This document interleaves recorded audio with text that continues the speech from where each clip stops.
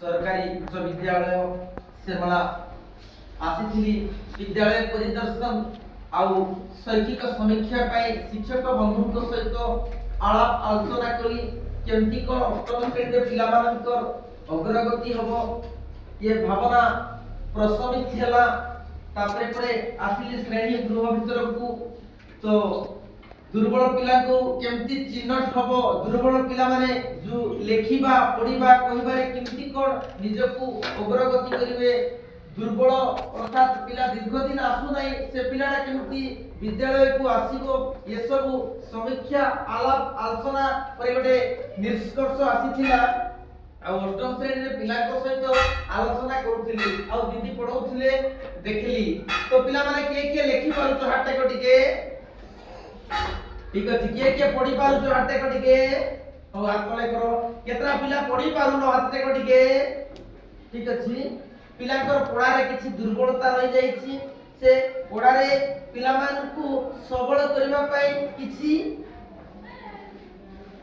विशेष आलोचना आवश्यकता अछि तो पिलाटा भलो पढिबा पई किछि चित्र देखैबा दरकार आ भलो संग सहित जोड़िबा दरकार गोटे ग्रुप करिबा दरकार जा द्वाराटा पिलाटा पढि पारिबो मु जो कथा कहली टिके आशा विश्वास लागुछि कि नाही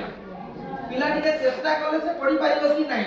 तो शिक्षक तरफ मध्य टिके प्रयास दरकार पिला को ना लेखिछि दीदी को सहित आलोचना करिछि से दुर्बल पिला माने केमती कोन पढि पारिबे सुंदर भाबरे आसंता दिन रे ये सब जिनस गोटे समीक्षा कली सियासी भाव रे परिदर्शन रे दुर्बल पिला को चिन्हट करबा जो आवश्यकता रही से आवश्यकता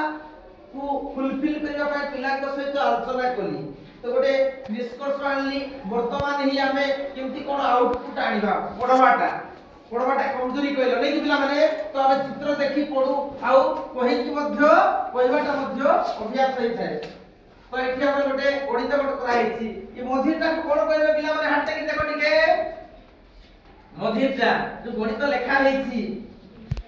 मझिटा को कोन कहबे मध्य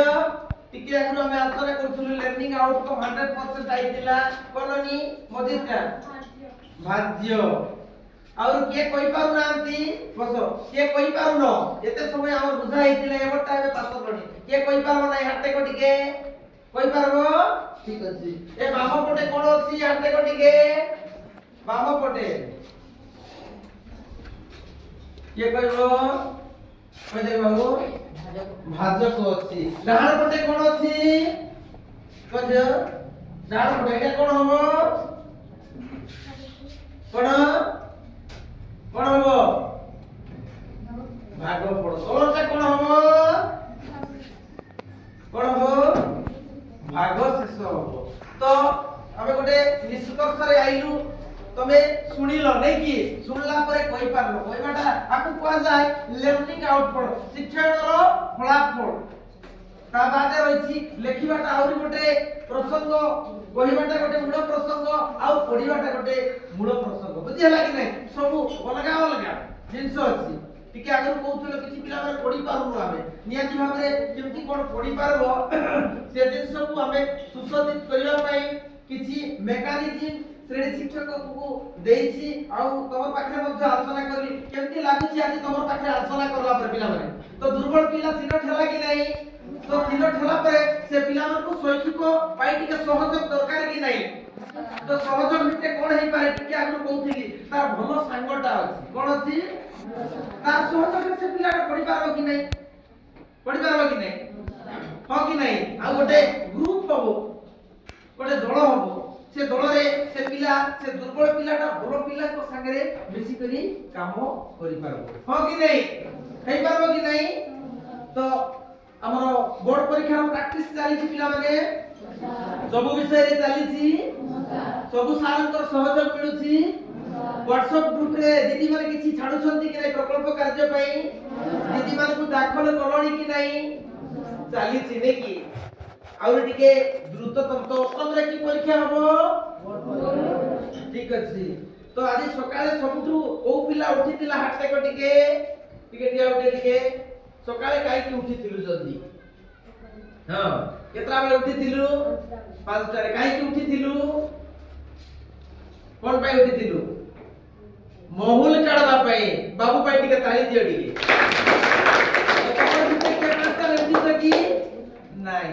ବାବୁ ଆଜି ମହୁଲ ଗୋଟେଇବା ପାଇଁ ମଧ୍ୟ ଗଲା ଆଉ ସ୍କୁଲ ରେ ତ ସବୁଠୁ ସୁପର ଫାଷ୍ଟ ଥିଲା। ଛଅଟାରେ କିଏ କିଏ ଉଠିଲ?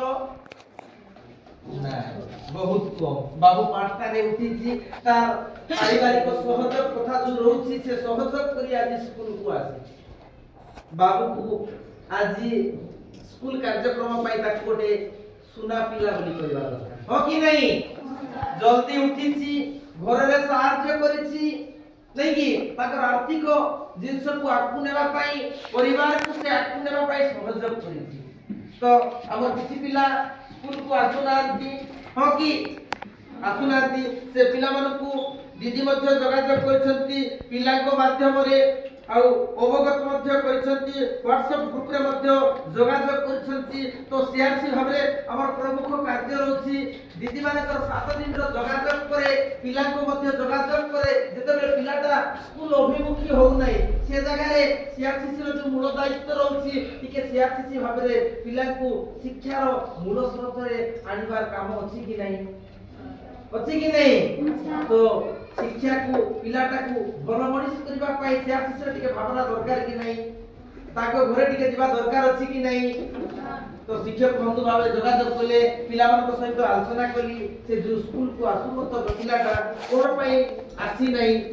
ସିଆରସି ଭାବରେ ନିହାତି ଭାବରେ ଟିକେ ପରିଦର୍ଶନ କରିବି। ତା ଆଗରୁ ପିଲାଙ୍କର ଫୋନ ନମ୍ବର ମଧ୍ୟ ମାଗିଛି, ଫୋନରେ ବି କଥା ହେବି, ତାପରେ ଘରେ ଯାଇକି ବୁଝେଇବି ପ୍ରଥମ ଶ୍ରେଣୀ ଯୋଉ ବୋର୍ଡ ପରୀକ୍ଷା ଅଛି ସେ ପିଲାଟା ସ୍କୁଲକୁ ଆସିବ ଆଉ ପରୀକ୍ଷା ଦବ, ପାଠ ପଢିବ ଆଉ ଭଲ ମଣିଷ ହେବାର ଯୋଉ ସ୍ୱପ୍ନ ତା ପିଲା ପାଖରେ ଅଛି, ମାତ୍ର କେଉଁଠି କଣ ଟିକେ ସମସ୍ୟା ରହିଯାଇଛି ସେ ଜାଗାରେ ପିଲାଙ୍କର